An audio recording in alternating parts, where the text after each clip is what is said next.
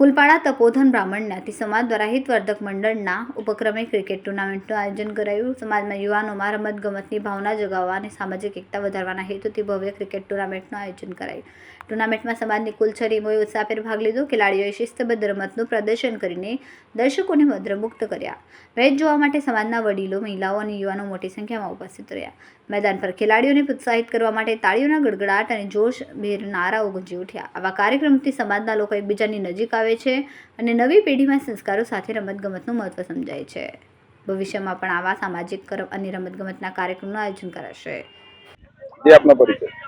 तेजस मेहता, सूरत फूलपाड़ा तपोधन ब्राह्मण ज्ञाति हितवर्धक मंडळ प्रमुख तरीके कार्यरत छूं।